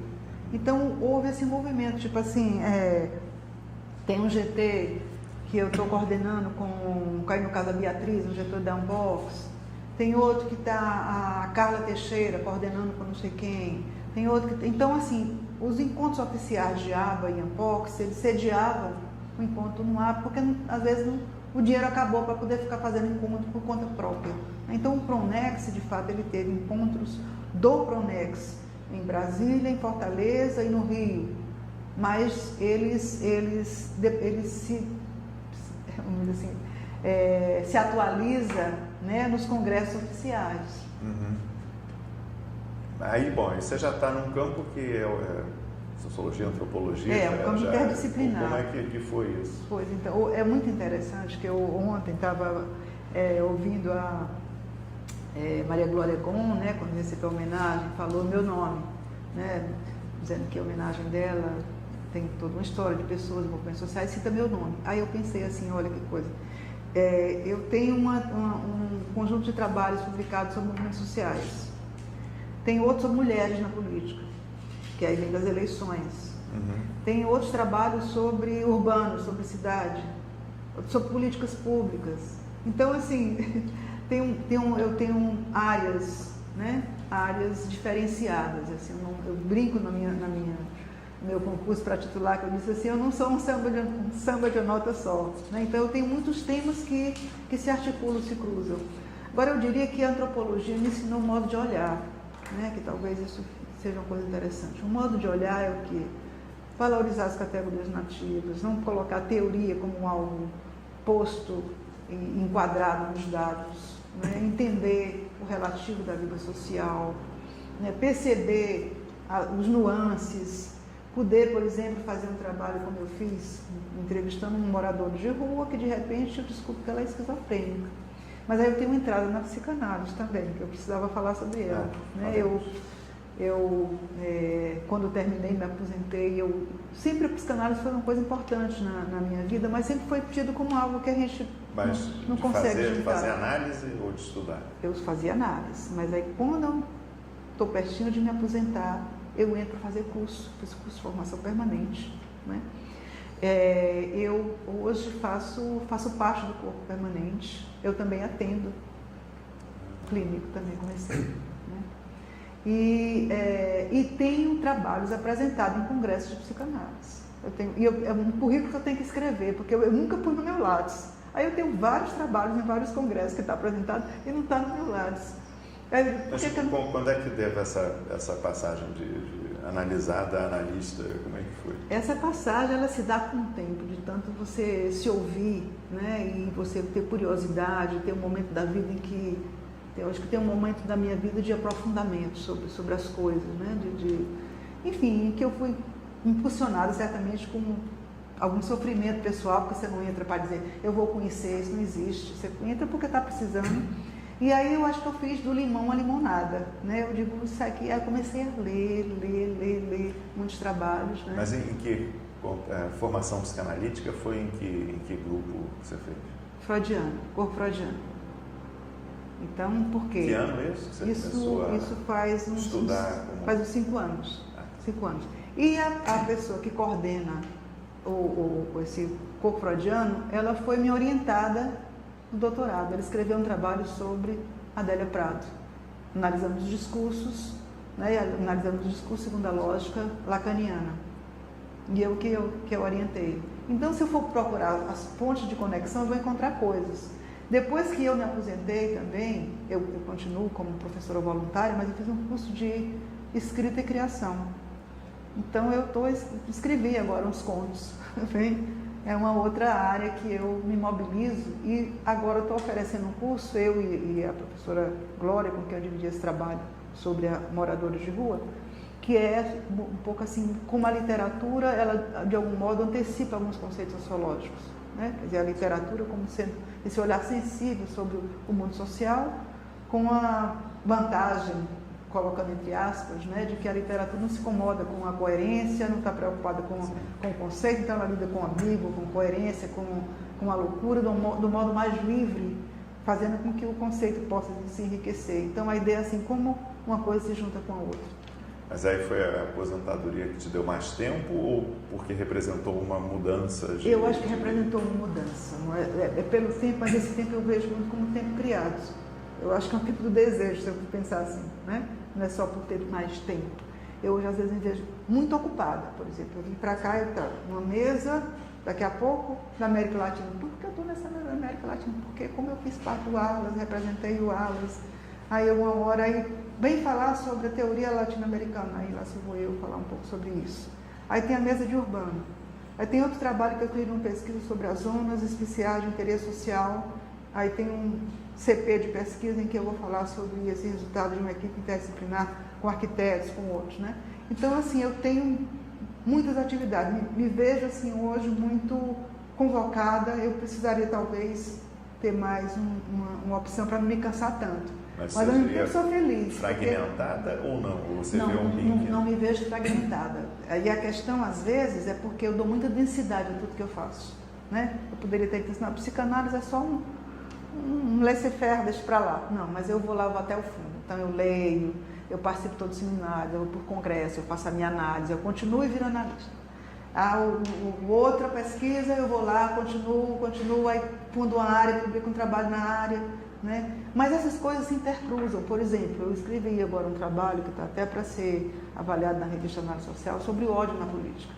Ódio, né? Então, de onde é que eu estava olhando, né? Esse ódio na política, aí tem um vetor que é uma leitura de psicanálise sobre o tema do ódio, de um autor chamado Mauro Mendes, que trabalhou sobre isso, o ódio, o nazismo. Então, isso entra na minha reflexão. Aí entra na minha reflexão que é os movimentos sociais e a dualidade, como isso se dualizou na cidade, né? Aí entra como é que uma sociologia, uma antropologia pode olhar, vamos dizer assim, os sentimentos sem aquela noção psicológica dos sentimentos como sendo próprio da natureza humana, mas ele sendo agenciado por discursos. Aí eu faço o corte, a sociologia tem que trabalhar assim, né? Então, assim, eu digo que eu tenho muitas aberturas, mas eu não quero perder a densidade, ficar nessa farofa de ficar juntando coisas, né? Assim, o que eu faço com ardor, vamos dizer, se eu puder falar assim. Deixa eu te perguntar, curiosidade, né? Interesse, né? Sim, pois não. Você e César estão casados há quase 50 anos, né? Quase 50 anos, perfeitamente. Tem que ver a data quase 50 de casamento. Mas olha, eu sei porque minha filha nasceu em 77. Então vocês casaram em 77. Então, eu casei em 76 porque eu fiquei grávida 2 meses de casada. Então, daqui a 3 anos. Então, essa marca aí. Daqui a 3 anos, 50 anos. Não, eu pergunto que nesse projeto. Não, pergunte, eu acho muito importante que a gente não deixe a vida privada fora do. Eu já entrevistei alguns casais no mundo acadêmico, estão Sim. sempre juntos. Inclusive, acho que 3 entrevistas era o casal, porque tinha umas horas que era quase um jogral. Um começava a frase, o outro completava e vinha, né? Então, por exemplo, o casal Maués, lá de Belém, né? Eu sei. O Wortmann, né? A Ellen, o clássico Wortmann de Brasília. Sim, então, vocês sempre juntos. Então, né? Na trajetória aqui de vocês, dá para ver que tem muitas opções do casal, né? Vão para Campina Grande juntos, depois fazem um curso em Fortaleza, vão para fazer o doutorado na USP, vão para Paris. Isso. E tem a questão familiar dos filhos, depois mais adiante vão para Lisboa, né? A gente vai falar disso. Alemanha eu fui sozinha. Mas assim, quase todo, né? Desses 50 anos, o casal junto. Com certeza. Tem uma marca disso na trajetória acadêmica, de tomar decisão em casal? Porque... Eu acho que tem uma marca seguinte. Uma coisa é passar 3 meses, outra coisa é mudar e passar 1 ano e meio aqui, ou vamos fazer doutorado lá ou aqui. Como é que vocês, né, como um casal acadêmico... Eu acho interessante assim, casal acadêmico, e aí, isso me faz pensar várias coisas, né? Hoje, eu fui para uma mesa, o César foi para outra. Eu acho que o grande desafio, do ponto de vista intelectual, eu não vou falar nos desafios pessoais, porque um casamento muito longo tem muitos desafios durante a vida, mas falei no que importa a vida acadêmica, né? Eu acho que a gente teve o desafio da diferenciação, porque eu, como mulher, seria muito fácil dizer assim, a mulher do César, e eu acho que tem um momento da minha vida em que eu brigo para não ser isso, para não ser só isso, vamos dizer assim. Hoje em dia eu já não me importo. Eu já consegui escrever trabalho junto com ele. No início eu diria, eu não quero escrever junto. Está entendendo? Por quê? Porque ia ter a marca dele. E eu percebi o seguinte, teve um momento, em vários lugares você vai encontrar o meu nome, Iris Barreiro. Aí tem um momento que eu digo assim, não, eu vou botar meu nome todinho. Porque era uma forma muito junta. E é como se fosse assim, eu precisava constituir algo que fosse meu. Não que a gente se confundisse, cada um trabalhava, mas o mundo social nos convocava assim. Porque, com certeza, os olhares são olhares para casal. Tipo, no departamento, o que é briga do César passa para mim, o que é briga minha passa para o César. Então, assim, é os barreira, tá entendendo? A gente não é visto individualmente, embora sejamos muito diferentes em termos enfim, jeito de ser, de lidar intelectualmente. Os temas de pesquisa são diferentes, mas alguns temas a gente já faz junto. Né? Tem até um artigo que, por coincidência, é Campos de Ajuda e Reconhecimento. Campos de ajuda, né? Então a gente fez esse trabalho junto, a Moacir deu essa dica, escreva esse trabalho, pesquisa lá no Iguape, vocês têm uma casa lá, eleição ali, aí lá se vai, fizemos uma pesquisa, escrevemos, isso deu 2 artigos. Mas eu digo assim, que o desafio ainda é o desafio da diferenciação, o desafio da autonomia, né? No caso de mulher, de não ser confundida, né? Eu já não me importo, acho que eu fiz uma carreira e sou reconhecida por mim, mas eu vejo hoje, assim, normalmente eu não assisto as coisas que o César faz e ele não assiste as coisas que eu faço, coisa que é completamente diferente, por exemplo, no domínio da psicanálise, em que aí tem a mulher batendo palma para o homem e vice-versa, não é que é como se precisasse instituir uma história de cada um. Eu me lembro que a Inayá Carvalho, da Bahia, dizendo assim, Iris e César, vocês são pessoas com trajetórias bem diferentes, mas, né, por exemplo, eu sou pesquisadora 1B do CNPq. Eu entrei no CNPq antes do César. Ele é um A. Ele me diz assim, mas tanto faz. Eu digo, não tanto faz não, eu queria ser um A, eu digo, né? Por que eu queria ser um A? Porque tem algumas vantagens. O tempo é longo para você renovar a bolsa, você tem algumas garantias de coordenar projeto, porque tem um A, não sei o quê. Aí então não é tanto faz, eu fico brincando com ele. Mas assim, eu imagino que indo para um sistema de avaliação, como eu fui indicada algumas vezes para virar um A, não, porque não tem cota. E que não seria um casal, mora numa casa, dois num A, tá entendendo? Então, às vezes tem uma coisa assim, o casal, enquanto casal, pesa nas avaliações institucionais, pesa no convite, por exemplo. Mas aí você acha que mais o peso de ser um casal é sempre, os Barreira, o Iris e César Barreira, ou da condição, vamos dizer, da mulher, o peso do gênero? As duas coisas. Por exemplo, tem uma colega nossa... Você ainda sente hoje em dia o peso do gênero? Você falou 50 anos atrás, né? Sim. A expectativa que você tinha da mulher 50 anos atrás. Hoje eu acho que já não pesa. Hoje eu acho que isso aí já não pesa. Mas assim, para que não pesasse, eu acho que eu lutei um pouco por uma singularidade. Por quê? Porque o César é uma pessoa com peso muito forte, tá entendendo? Quando ele entrou muito rapidamente na coisa institucional, eu era uma pessoa assim, meio que estudiosa, tá entendendo? Tinha essa missão assim, de ser uma pessoa aplicada, estudiosa, interessada, né? E o César era mais estratégico. Então, eu acho que eu precisei desconstruir, né, essa lógica e ter uma história pessoal própria. Então, essa minha amiga francesa dizia assim, olha, vocês não sabem como pesa um casal. Isso pesa. Ela dizia, tipo assim, pesa no departamento, pesa numa decisão do departamento. É como se, por exemplo, havia uma coordenadora, né, não quero citar nome, mas ela dizia assim, eu não vou chamar um casal para a banca. Uma banca não chama um casal. Eu já participei uma vez, uma única. Aí depois veio essa crítica. Como se o fato de ter o casal, os dois votassem iguais, por exemplo, na avaliação de uma dissertação. Então, essa visão, né, de que um casal se reforça enquanto poder, de que um ajuda o outro, é muito forte, eu acho, nas pessoas, embora isso não seja dito explicitamente, né? Então, por conta disso, nós desenvolvemos essa ideia de instituir, cada qual constrói os seus lugares e luta pela sua sobrevivência intelectual, sem aparecer muito, como eu vejo alguns. Muitos escrevem juntos, então a gente meio que jamais você viria eu e o César aqui, os dois se complementando. Como você disse que tinha entrevistado alguns eram até alguns, quando queria entrevistar vocês, até por uma questão logística, né? De Fortaleza primeiro, depois aqui, mas eu não sabia, porque alguns quiseram, o casal falou junto, né? Teve três casos que eu estou lembrando agora, que a entrevista eles queriam falar juntos. Então, se não houve, meio que vontade se querem separados juntos. E eu acho que tem uma coisa que é uma palavra, né, meio sacrilégio. Eu acho que é a palavra competição.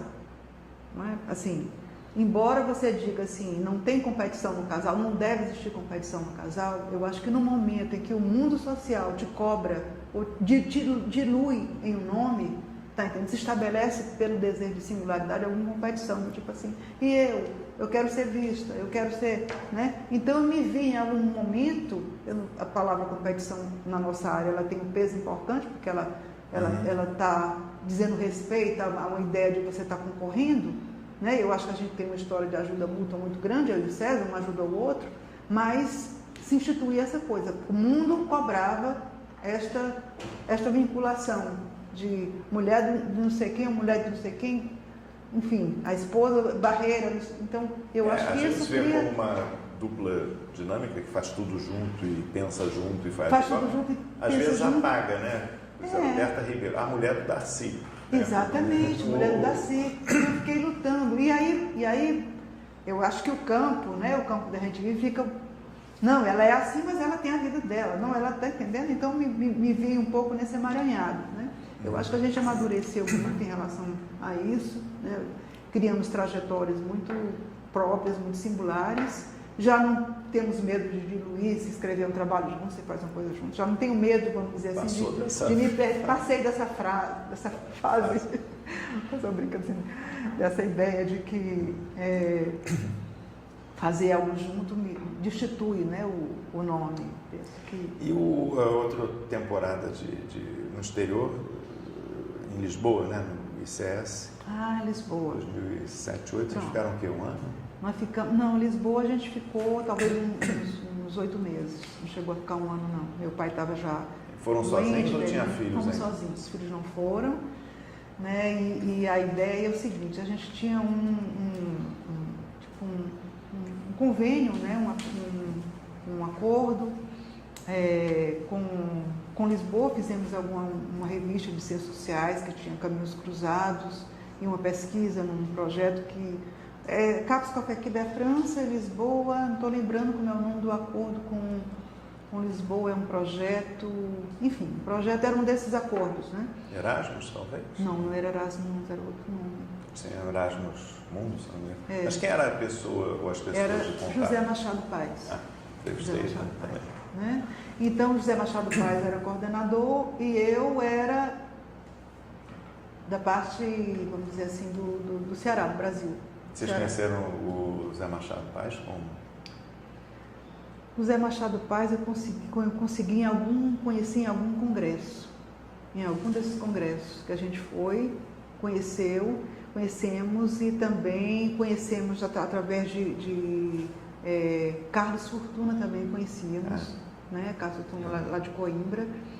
E José Machado Paes, assim, aquela figura, vamos dizer assim, encantadora, e apareceu esse projeto, a gente concorreu, ganhou o projeto, e aí havia as missões, então escolhemos uma missão, para os dois fazer como se fosse um pós-doutorado lá. Zé Machado Paes tem uma obra grande, mas tem muito essa questão, né, da vida cotidiana, sociabilidade, né? Sim, sim. O Carlos Fortuna, eu conheci por uns textos sobre turismo, que também você vai acabar incorporando, né, de alguma forma. Pronto, eu escrevi. Isso foi nessa experiência lá que você... A experiência do turismo foi uma coisa interessante. Está falando no início, né? Movimentos sociais, muito, né? Aqui já está num outro momento, né? De sociabilidade. Agora é engraçado, olha como é que aparece a pesquisa da cidade. Eu trabalhei com a ideia de biografias estratégicas nas campanhas eleitorais, isso vem desde da França, que é uma autora chamada Anne-Claude Vaud. Ela trabalhava essa ideia de como os candidatos se apresentavam com biografias que eram, vamos dizer assim, próprias para aquele momento. Das mulheres, eu até criei uma categoria de discurso pioneiro, primeira mulher tal, primeira não sei o que mais lá, primeira... Então, a ideia da importância das narrativas. Quando eu chego em Berlim, eu tenho que fazer uma pesquisa. E a minha pesquisa... Você foi 3 meses? 3 meses. Tá. Você foi sozinha? Fui sozinha.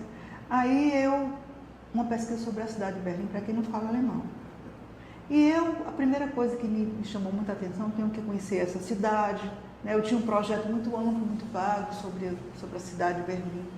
Mas é quando eu comecei a ler os guias turísticos e me encantei com os guias, porque os guias de Berlim, eles eram guias que falavam de uma cidade, parecendo que estava falando da história, que falava algo que não estava na economia dos guias, que era aquela coisa bem técnica, bem descritiva.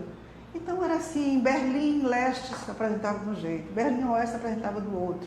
Havia uma disputa de narrativas na forma de apresentar a cidade. Então me encantou pensar que aqueles discursos apresentando a cidade pudesse ser um objeto de investigação para algo que ninguém dá importância, que é um guia turístico. Que tal trabalhar esse material que é visto só de uma ótica, vamos dizer assim, para turistas, olhar assim, que linguagem, como é que se apresentam os monumentos, quem é que aparece, quem não aparece, como é que as linguagens competem. Então eu escrevo o meu primeiro texto, que é sobre guias turísticos em Berlim, é Bárbara Freitag. Leu o livro, que eu pedi para ela ler o texto, era só um texto, um artigo. Ela gostou muito, assim, ele desenvolva mais, corrigiu algumas coisas assim do nome dos monumentos em alemão, estava escrito errado. E aí você deve publicar. Eu publiquei na revista Tempo Social. Aí quando eu fui nesse acordo de Lyon, a gente tinha um acordo de capas com a equipe com a Universidade de Lyon. Eu disse, que tal eu prosseguir isso com os guias turísticos? Aí fui lá em Lyon, e em Lyon eu conheci um guia turístico que andava com as pessoas da terceira idade. E ele tinha uma forma muito interessante de apresentar a cidade. Ele dava com um molho de chave, abria uma chave, falava de fantasma, falava não sei de quê. Então eu me encantei com aquela forma de apresentar Lyon. Aí eu fui densificando esse objeto da cidade como narrativa. Cidades narradas, né? Cidades narradas. E aí eu publiquei em Lisboa, Cidade como Narrativa, uma outra versão. Bem mais interessante, mais aprimorada, porque era uma edição que tinha um dicionário no final.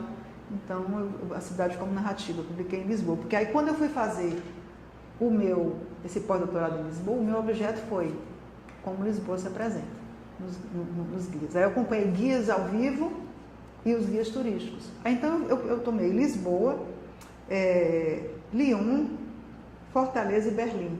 Aí eu tomei, assim, uma comparação desses guias. E aí trabalhei um pouco com a ideia de narrativa do Walter Benjamin, como é que a noção de narrativa se institui a partir desses materiais tão banais e tão apropriados para determinado público, mas que isso revela o quê? Uma espécie de, entre aspas, ideologia, uma espécie de instituição do que é narrável numa cidade. Ninguém apresenta o feio, apresenta o bonito, quais são as hipérboles de cada cidade, o que se esconde, o que aparece, o que traz, vamos dizer assim, através dessa ideia hiperbólica da cidade fotografada, o que isso pode trazer para poder entender modos de vida e políticas urbanas. Aí eu entrei por aí. Legal. Acho muito interessante esse tema. O livro eu não tenho. Se eu soubesse, eu teria trazido um livro para você, mas eu posso mandar. Você Semana que vem. Porque, inclusive, eu uso o seu trabalho. Eu cito o seu... Você não tem um trabalho sobre apresentação de cidade, turismo, alguma coisa você escreveu sobre Rio de Janeiro. Teve um livro que o Gilberto organizou. Do Gilberto, exatamente. Urbana, tem eu cito o seu trabalho. Páginas, que exatamente. Imagens narrativas do turismo no Rio de Janeiro. Perfeito, eu usei o seu trabalho. Muito curioso, porque eu convidaram o Gilberto para escrever a apresentação do catálogo de uma exposição de mapas do Rio, gigantesco. Que foi 70 mapas do Rio, a prefeitura que estava fazendo. E o Gilberto não tinha podia, sei lá, não fazia, e me sugeriu, eu fui, e tinha que fazer ideia há 10 dias. Eu falei, mas mapas do Rio, não. Mas aí mandaram para minha casa uma cópia. Quando eu li aquilo, eu fiquei encantado. Então. Mas eu tinha ficado interessado quando eu fui, por acaso, vi um mapa na Biblioteca Nacional, um mapa do Rio, dos anos 30, feito um mapa oficial, e eu olhei e disse, o que é isso, Rio? O mapa parecia virado de cabeça para baixo, porque o centro era o centro da cidade que estava, as praias não eram pontos turísticos e tal. E eu olhei aquilo e falei, gente, mas turismo no Rio hoje, né? E a narrativa é sempre presente, é praia, futebol, samba, essas coisas. E o guia não tinha, e os monumentos, os lugares de interesse eram no centro. Isso me deu. Mas eu não tinha feito uma operação, estava em casa, o Gilberto pediu para eu escrever um capítulo para esse livro, que era Brasil e Portugal. Ele estava muito juntando. Sim, Portugal. Brasil e Portugal, eu tenho esse livro. E eu disse, Gilberto, não tem nada sobre militares, não, porque era meu tema de pesquisa. Ele falou, não, faz sobre turismo, que você está. Eu fiz meio de cabeça, eu não podia nem sair de casa, eu escrevi 8 páginas. Eu achei que foi muito citado, né? Aí depois eu escrevi algumas poucas coisas, eu sempre quis escrever um livro, não acabei não conseguindo, mas semana que vem, que vai ser o Simpósio Nacional de História, o trabalho que eu vou apresentar é no grupo quer dizer, o grupo de turismo não fechou, acabou indo para um outro, que chama-se, o Rio de, tipo, não me lembro, mas enfim, o Rio de Janeiro Turístico, é um guia, o South America Handbook, que é um guia que tem 70 anos. Eu consegui quase 70 anos no Rio, da década de 20 até os anos 90 que eu pego. Então, como é que a narrativa sobre o Rio vai mudando ao longo de décadas? Eu vou te mandar. Mande para mim, mando para você também. A gente vai trocar de endereço. Eu usei seu Eu queria... trabalho. Depois eu escrevi algumas outras coisas. Teve uma exposição sobre turismo no Rio que eu organizei já no CPDOC, junto com a Bianca Freire Medeiros, muito tempo, e tinha muitas imagens, né? Mas eu coordenei o primeiro grupo, que era a História do Turismo na Ampu.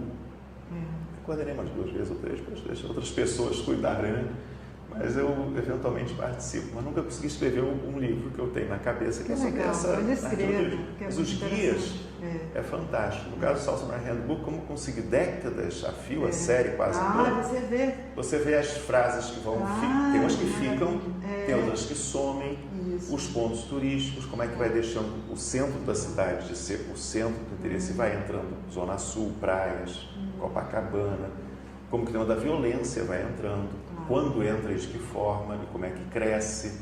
E uma coisa interessante, porque como eu também estava pensando em ter escrito sobre isso, porque eu andei visitando no Rio uma favela, e a ideia de quando a favela e o negativo vira guia turístico, porque eu fiz isso com os campos de concentração. Isso tem o livrinho da Bianca Freire Medeiros. Tem o livro da Bianca, que eu não tenho esse livro ainda, né? Mas assim, esse movimento é interessante porque acompanha o movimento da cidade. Foi por isso que quando eu vi aquela coisa ali do Berlim e o outro, este e oeste se apresentando de modo tão diferente, e o que era trágico virar um lugar de visita turística, que é o campo de concentração, que aquilo ali me chocou, e às vezes a gente se encanta com um objeto quando ele se deixa ver pelo inesperado.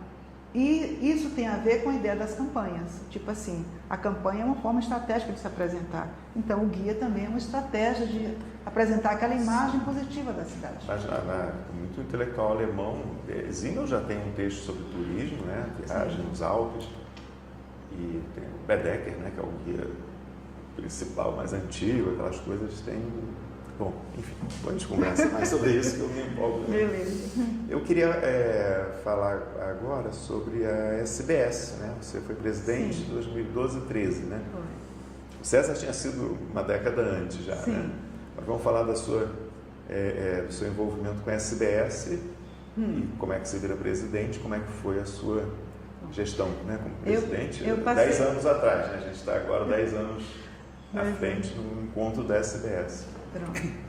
Então, 2013, né?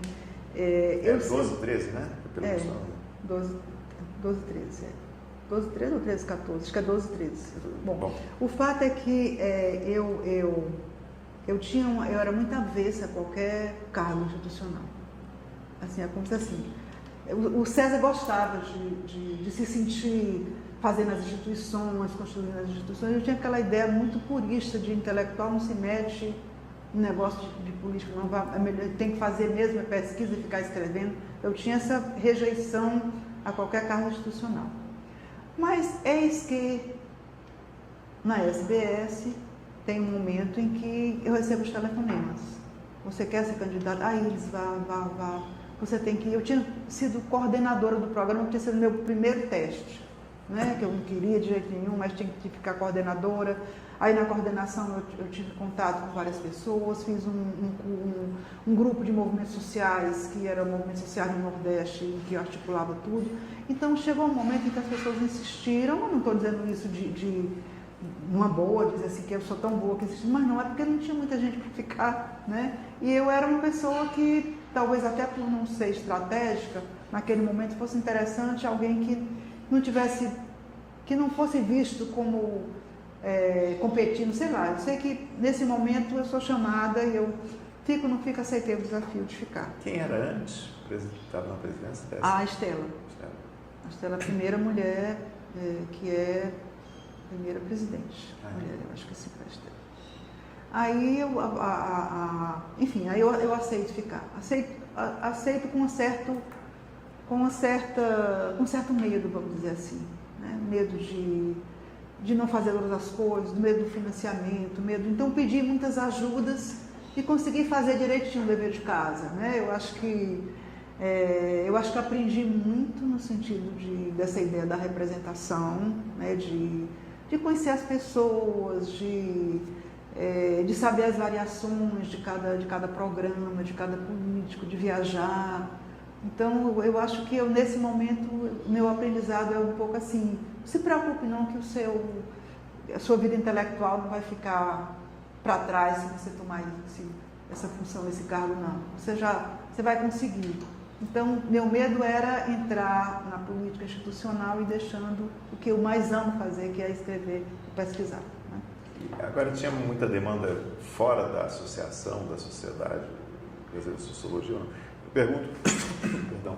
Alguns sim. Alguns presidentes de ABA que eu entrevistei disseram, tive que virar especialista em questão indígena, porque toda hora tinha CPI de abacate, tinha uma demanda externa muito forte, indígenas, quilombolas e tal, não sei o quê. Então, fosse a sua formação o que fosse, você era presidente da ABA, Associação Brasileira de Sociologia, estava jogado muito no terreno político em Brasília, vamos dizer assim, né? A SBS era diferente. Eu imagino que a ABA, por ser aquela instituição que trabalha com demarcação de terra, com identidades, com povos ameaçados, né, tivesse uma demanda, vamos dizer assim, maior. Sim. Mas assim, as demandas que apareceram na minha época não tinham, mas tinha assim, tipo, um professor fez alguma coisa, então desacatou moralmente, ou fez não sei o que mais lá, então eu vinha para... Tem uma situação de um professor, que eu não lembro qual foi, que foi questionado, foi censurado por ter feito algum assédio, alguma coisa assim, ter que se posicionar. Então havia coisas, mas eram episódicas, nunca, não. Tanto é que deu para discutir a história da fundação da revista, que nesse momento a revista da SBS é criada nesse momento. A Célia Scalon deu muita força, e eu acho assim que contribuiu essa história de que éramos, eu digo tanto eu como César, muito conhecidos no campo. Eram muito conhecidas, de tanta viagem, tanto SBS, de São Paulo, de Rio, Regina para cá, não sei o que, então eu conhecia todo mundo. Então, na realidade, quer dizer, eu apareço como aquela figura cuja marcação vai ser não ter uma tendenciosidade, não é uma nordestina sangue puro, é alguém que conhece o campo. Eu acho que eu fui chamado nesse sentido, alguém com alguma cordialidade, conhecimento do campo e capacidade de lidar, vamos dizer assim, com pessoas de universos bem diferentes. Eu acho que talvez esse tenha sido algum capital, vamos dizer assim. Agora, sobre você falou do campo da sociologia, né? Uma impressão que eu tenho, que pode estar totalmente equivocada, você me corrige. A ciência política e antropologia, né? Você tem a ABA e a BCP. A BCP é mais recente, a ABA também se recriou, né? Tiveram renascimentos, vamos dizer. Estão muito centradas no ensino universitário, pós-graduação, pesquisa, né? Tem sociologia também, mais quantitativamente é maior, mas tem uma base também de ensino médio, de professores, uma coisa, né? De é uma profissão reconhecida, né? Legalmente, quer dizer, para além desse mundo acadêmico que você está falando, da pós-graduação, da pesquisa, de CAPES e tal, tem um mundo também de, vamos dizer, sociólogos profissionais que não são necessariamente acadêmicos. Sim. Como é que como presidente, você lidava com esse mundo também? Ou eram dois mundos ou não? Como é que era essa...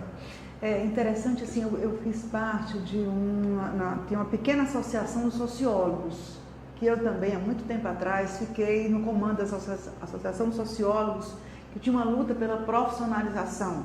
Sim. Aquela ideia de que precisa se profissionalizar, a obrigatoriedade da sociologia no ensino médio. Então, eu tenho uma pequena experiência nessa história, né? A história também tem um pouco isso, né? Que você tem a história, os profissionais da história, tem a história mais na academia. Sim. Então, eu acho que acompanhei também um pouco o debate de como é que deveria ser o curso de Ciências Sociais. Se deveria ser um curso só para formar cientistas ou se não deveria ser um curso que formasse alguém que vai ser político, alguém que vai trabalhar em órgãos públicos de planejamento. Eu participei um pouco desse debate junto com a Heloísa Martins e também com alguém lá do Rio de Janeiro, que foi... Ai, esqueci o nome. Enfim, não, participei, não importa, né? Mas, assim, essa experiência de lidar com isso eu tive. Tanto é que agora, eu recentemente coordenei uma equipe que é para fazer um plano de regularização fundiária de moradores de bairros não legalizados, invasões. Então, trabalhei recentemente com isso, faz 2 anos, um projeto que juntava arquiteto, economista, políticas públicas, enfim, direito. Então, eu coordenei esta equipe, fizemos assim, vários cadernos, né, discutindo qual era o plano, com aquela ideia de participação, que inclusive é o trabalho que eu vou apresentar nesse comitê de pesquisa. Então, eu acho que isso também, de algum modo, fez parte, pelo menos tangencialmente, da minha formação, né? Eu acho que a minha defesa é o seguinte, que para você ser um profissional em qualquer área, seja um bom sociólogo, leia boas pessoas, faça boas pesquisas, que você pode ir em outras direções. Eu não gosto daquela formação especializada muito precoce, aquela de não vou ler autor tal, clássico tal, porque não vai servir para nada. Claro que vai servir, vai te ensinar a pensar, né?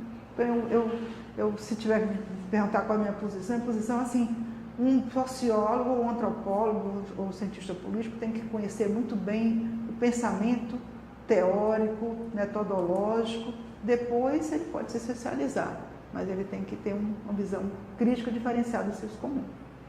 Assim, talvez seja uma posição até mais tradicional, que daqui a pouco vai estar fora de moda, porque cada vez mais o mundo está ficando, né, com a divisão segmentada do trabalho. Deixa eu te perguntar sobre um contexto histórico, né, recente, até para não esquecer. Como é que você passou pela pandemia? Foram 2 anos, né, que suspenderam de forma, né, muito súbita e dramática a interação física, social, as pessoas ficaram online, enfim. E também a pandemia, o governo Bolsonaro, que sempre lembro, ele assumiu em janeiro, em abril tem um Twitter dele dizendo que sociologia, filosofia, entre parênteses, humanidades, mais ou menos assim, não merecem o dinheiro do contribuinte, né? Enfim, foram 4 anos de muito ataque, vamos dizer, de muita falta de verbas, enfim, mas também de muita gente, falando do ódio, né? Também um certo ódio às humanidades, às ciências sociais, um desprezo, ficaram muito grandes. Essa foi a minha experiência também, né? Como pesquisador, como diretor de uma instituição de ciências sociais. Mas como é que você se adaptou a isso? A pandemia e um governo que era, vamos dizer, francamente contrário, né, ao mundo no qual você fez sua trajetória, sua carreira. Eu acho que com relação a Bolsonaro, eu acho que eu vejo a escrita desse artigo sobre o ódio como se fosse uma espécie de... tem discurso do ódio, gabinete do ódio, né? O ódio passou, né, a ser... Então eu tomei isso até como uma forma de, eu tenho que testemunhar isso, né? Escrevi sobre isso. E também apresentei no Congresso de Psicanálise a história do ódio e apresentei também, enfim, eu escrevi muito durante esse período, por incrível que pareça, né? O César acha que não, ficou muito tolhido. Eu fiquei muito... Foi durante esse período que eu fiz o curso de escrita e criação. Foi 1 ano e meio de curso com vários escritores, em que a gente tinha que mandar um texto e que escrevia e que eu publiquei. Eu fiz mais de 20 contos e vou reunir esses contos. Não publicou ainda? Não publiquei ainda, mas vou concorrer ao edital, né? Os contos são o quê? De que tipo? Que estilo? Os contos são assim, são muitas histórias da minha infância e de tias muito inesperadas. Quase todas elas não casaram, quase todas elas tinham histórias, às vezes um pouco tristes. Tem uma história de uma tia que bordou todo o meu enxoval quando eu ia nascer e minha mãe não aceitou porque a tia era tuberculosa no enxoval. Então, eu escrevi... Mas são autobiográficos assumidamente ou não? O curso me deu a liberdade de dizer assim, crie, faça ficção. Então eu tomo as histórias como se fosse um tipo ideal liberiano e delas eu faço uma ficção, mas na ficção está um pouco... Tem um lado do gênero, né? Da mulher que não casou, várias tias minhas que não casaram. Tem a história, tem muito humor da mulher que trai o marido, da mulher que é traída. Tem um pouco assim a condição Qual feminina. é a tua inspiração literária? A inspiração literária? Autor ou autora? Ah, sim. Eu acho que tem... Eu acho que tem inspirações de Rubem Fonseca, tem inspirações de mulheres, tem inspirações de Clarice Lispector, que eu lia demais, né, algum tempo atrás. Tem inspirações da Adélia Prado, tem inspirações até de Mila Kundera, que morreu ontem. E, enfim, eu li muito, toda a vida gostei muito de literatura. E aí, para mim... Mas esses contos têm a ver com a tua memória de infância? Com minha memória de infância. Eu tinha um irmão... Eu estou lendo agora, estou em 1/3, né, em busca do tempo perdido do Proust. Sim. 1/3, né, li os 2 primeiros livros, são 7. E estou impressionado com essa questão, né, da memória tão presente e tal. É difícil porque é muito grande de ler, eu sempre quis, não tinha tempo, né, mas enfim. Então, eu acho que eu tinha um irmão, meu irmão faleceu recentemente, faz 1 ano, e ele dizia assim, minha irmã, você tem que escrever, essas histórias são muito engraçadas, são muito... E aí, eu, com o Marcelinho Freire, lá no Rio, quando eu fiz o curso com ele disse assim, isso é literatura, é vida, ele dizia, né? E aí eu pensei nessa história dessas tias, dessas mulheres, dessa época, uma cidade do interior, morei em Sobral 10 anos, né? Porque eu falei, meu pai fez o concurso no Banco do Brasil, eu fui morar e voltei com 11 anos para Fortaleza. Então eu tenho muitas histórias que para mim são curiosas, né? E aí ao tempo assim, me lembro dos perfumes, dos cheiros, das coisas, das práticas, das tias. Então eu saí trabalhando na ideia, um certo humor, uma certa ironia, um jeito de ser, umas contradições, essas coisas que me fizeram ter esse mote, assim, né? Então, acho Mas que... por que você acha que você se, vamos dizer, permitiu desenvolver esse lado agora? Tem a ver com a idade, tem a ver com a psicanálise, tem a ver com uma mudança de fase acadêmica, com a aposentadoria? Quer dizer, continue, né? Mas, enfim, tem uma marca, né? Quando você passa a ser colaboradora. Eu acho que tem uma certa, pode ser que tenha a ver com a idade, eu acho que tem uma certa liberdade. Eu me vejo assim com uma certa liberdade de poder escrever, uma coisa que como eu escrevia, né, coisa acadêmica, a escrita acadêmica, ela tem as amarrações da clareza, né, e é como se eu pudesse lidar com a ambiguidade, poder lidar com o meio dizer, com uma brincadeira, com a ironia. Então é como se fosse... A pandemia permitiu um pouco disso. Eu acho que o curso foi feito durante a pandemia, que era a sua pergunta anterior. Sim. E a pandemia me permitiu dizer assim, e agora? O que você vai fazer? Então eu comecei assim, peguei um violão, toquei um pouco de violão, mas assim, muito autodidata, eu gostava mais de cantar do que de tocar, né? A gente tinha um grupo de música, cantava. E aí, isso quando? Música cantada. Na universidade, assim, no grupo na época de professor de doutorado, há uns 10, 15 anos atrás, a gente tinha um grupo que se apresentava, que cantava. O que tocava e cantava? MPB. Então a gente tinha um professor que tocava piano, que era da área de farmácia, um também que era da área de farmácia tocava violão, e eu era cantora, eu cantava músicas bossa nova. Essas músicas assim, né, MPB mesmo. E aí eu meio que disse assim, está na hora de deixar os meus talentos, com aspas, sem aspas, aparecerem, né, a coisa que eu gosto. Então pode ter a ver com aposentadoria. Agora, curiosamente, veja só, eu continuo publicando, escrevendo muito na área de academia. É um pouco como se fosse assim, eu não quero abandonar as coisas que eu conquistei. Eu não quero, agora virou... Não, eu vou escrever sociologia, que é o que eu sei fazer, o que eu fiz ao longo da vida. Né? Se eu escrever de psicanálise, é psicanálise. Isso aqui é psicanálise, isso aqui é sociologia, isso aqui você está cantando, isso aqui está fazendo literatura. Faz tudo, mas as coisas têm a sua lógica, têm o seu espaço. Mas tem uma diferença que é quando a aposentadoria, vamos dizer, do ponto de vista formal, as questões, reuniões de departamento, de não sei o que, passa a ser outro. Passa a ser outro, né? Tá entendendo? Não é mais outra geração, vamos dizer não assim. Não tenho mais que dar tanta aula, tá entendendo? Então eu acho que esse lado que eu dizia assim, tem uma certa permissividade de ser. Eu acho que às vezes a idade dá isso também, um pouco assim, eu posso ser muitas coisas, então quando eu estou escrevendo até como se pensasse assim, as pessoas são personagens, então meio que me sinto assim, agora eu publiquei. Mais livre para escrever. Mais livre. Precisa botar nota de rodapé com a referência. Pronto. Não tem aqueles livros Off Flip, aquele concurso Off Flip de literatura? Off Flip. Né? Então eu tenho uma crônica e tenho 2 contos publicados e tem 2 que são finalistas. Né? Então assim, eu me vi podendo escrever coisas, escrever cenas e isso me fez muito bem, né? Porque pensar que a ideia de criar, ela é como se fosse um motor de vida, né? Ela pode se espalhar, qualquer um pode fazer qualquer coisa, desde que invista naquilo que está a fim de fazer.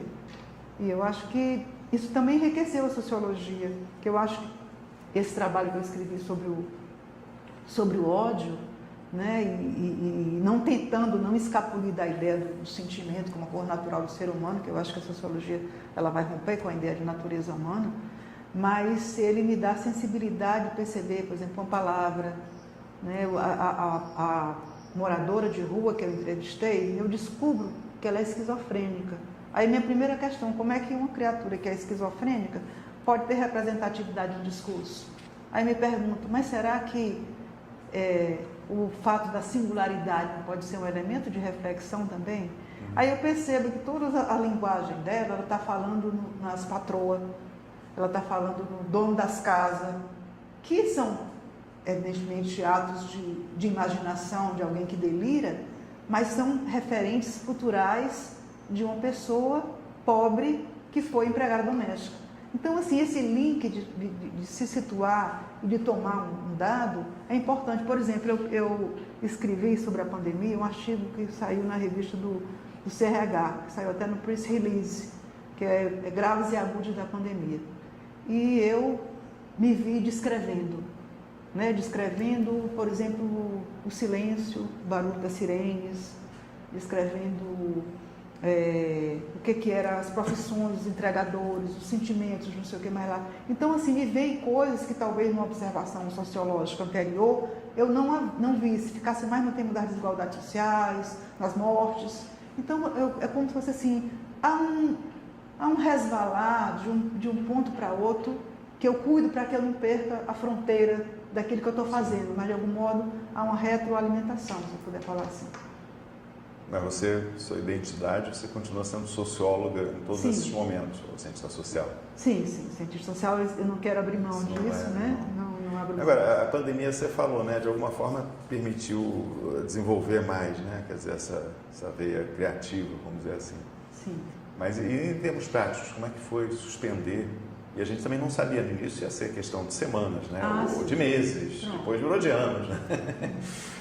Em termos práticos, eu até também teve uma época, um colega colocou contos da pandemia, eu também escrevi um conto. E nesse conto eu escrevo o seguinte: como é que eu fui da minha casa durante a pandemia?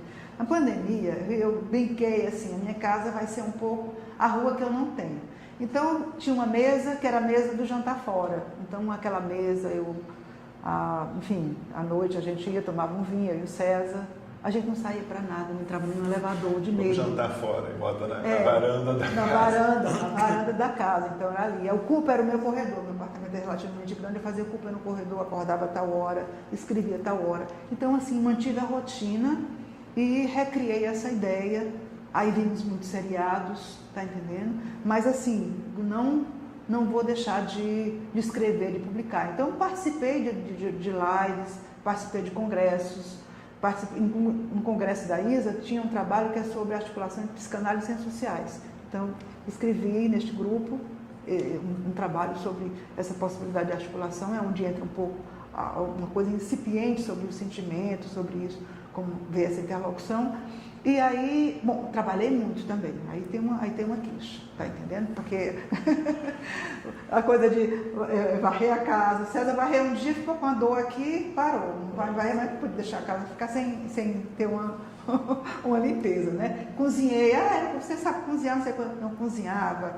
Então eu me vi um pouco orquestrando uma vida boa, para não deixar a peneca cair, para não deixar que a tristeza batesse. O lado mulher dona de casa. Isso.